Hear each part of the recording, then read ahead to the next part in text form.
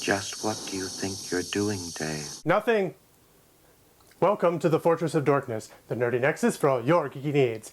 I'm your host, Monarch Dave. Apparently.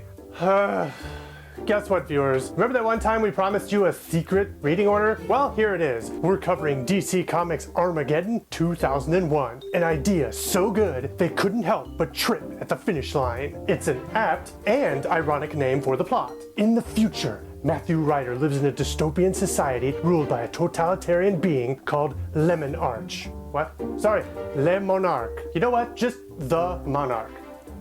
Simple enough, right? The Monarch was once one of Earth's greatest superheroes, but an event in 2001 changed his outlook on the way heroes do business. Tired of waiting around for the Earth to stay saved, he decides to take justice into his own hands, killing his fellow superheroes and submitting the planet to his whim. You know, regular old day in, day out type stuff. Ryder volunteers for Monarch's time-traveling experiments and becomes the only surviving subject, the hero Wave Rider. Now, Wave Rider travels into the past to figure out which superhero Monarch once was and to stop him before he can be created. It was written in 1991 by Archie Goodwin, Dennis O'Neil, and a number of other Wave Riders. Illustrations were done by Dan Jurgens and many, many others for a total of 15-ish relevant issues, which were nearly all annuals or specials or some headache like that. If you were looking for a well-written, exciting action hero adventure, this ain't it. This story is generally considered one of, if not the worst crossover event in DC Comics history. The issue mainly stems from the conclusion of the tale. Spoilers ahead for those of you,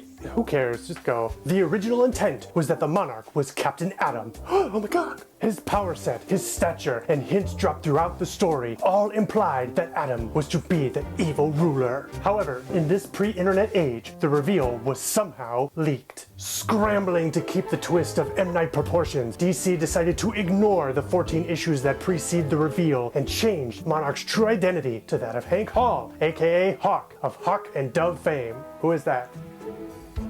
No one? This, in typical DC fashion, does not make sense. In some of the future visions, Hank Hall is clearly seen as one of the last surviving heroes and even battles Monarch in Wave Rider's future. It essentially renders most of the story moo. It's like a cow's opinion.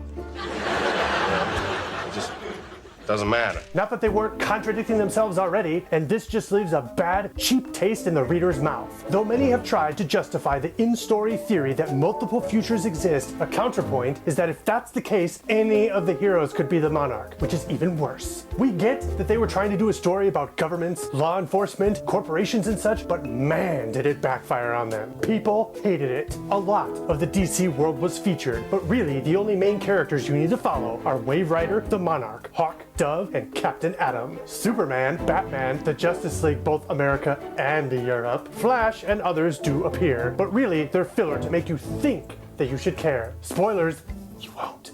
Also, in one timeline, Superman looks like this. Look familiar? So finally, for your viewing pleasure, here is the reading order. Take note, viewers, besides a handful of issues, you could read the majority of these in any order. DC was very nondescript about what goes where, but are we really surprised at this point? It's DC, I mean, come on. This story has actually never been reprinted, so you'll have to do a lot of tracking at your local comic shop to find it. But seriously, why would you? Or, knowing our luck, they'll announce it tomorrow. Thanks, DC.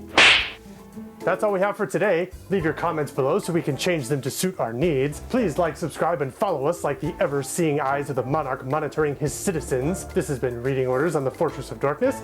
I'm Christian Villarreal, and always remember, never fear the dork up here.